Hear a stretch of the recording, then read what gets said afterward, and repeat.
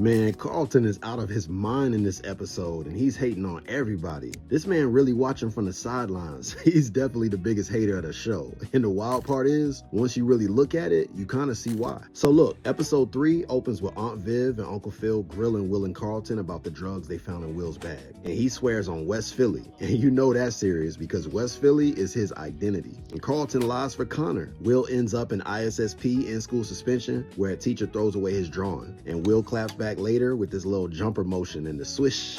Petty but earned. Uncle Phil and Viv confront the school and they find out they never even checked the cameras when they talk to the principal, and they give him 24 hours and then Will gets cleared. And on the flip side, Uncle Phil is struggling with his fraternity brothers, the same community that feels like he forgot where he came from. And what's interesting, in this episode, Uncle Phil saves Will, and later Will saves Uncle Phil because he stepped up at that fraternity event, gets Phil back in rhythm with his brothers, and reconnects him to his roots. Will also hits a game winner in his debut for Bel Air Academy.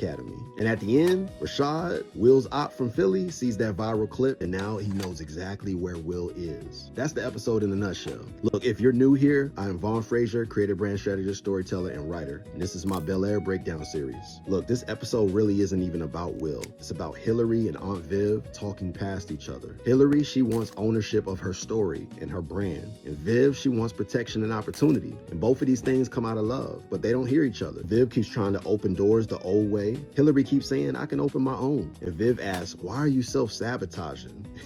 And then Hillary fires back, why are you trying to control my narrative? She's not trying to be rebellious, but it's a generational disconnect. And Hillary isn't saying she doesn't respect her mom. She's saying she wants to build something that actually feels like her. So when she goes viral for calling out that brand that wanted her to water herself down and then refuses to apologize, she wasn't being arrogant. She was showing self-respect. And when she tells Viv, I figured out that you don't believe in me, that line hits super hard because belief ain't just about love. It's about trusting somebody's vision even when it doesn't look exactly like yours. Now let's get to the homie Carlton, the biggest hater so far in this show, because this episode starts and ends with him. See, at the beginning, he lied for Connor, calls everything unfair, feels overlooked, but he never looks at his own behavior. He sees that the family shows up for Will, his cousin. He watches Uncle Phil bond with him. He even witnesses Will hit the game winner. Carlton, he's basically all alone. His head isn't in the game because his heart isn't either. So he gets kicked out of the game and then he self-medicates. And he does this why? Because he has pressure, expectations, jealousy, anxiety, and no language for it. No one to talk to about it. Carlton isn't just hating, he's hurting, and he doesn't know how to say it. So he watches from the sidelines, high, angry, and spiraling quietly. So what episode really is trying to show us? Hillary fights for her narrative. You see Viv fighting for her legacy. And Carlton collapses under expectation due to his anxiety. Phil has to reconnect with his roots as he's running for DA, and Will starts to belong, but now he's visible. And everybody's trying to figure out who they are while being watched. And if episodes 1 and 2 taught us that pride can cost you everything and judgment can blind even good people, then episode 3 basically shows us that if you don't have the space to be seen and heard, you'll find unhealthy ways to cope and even talk past each other.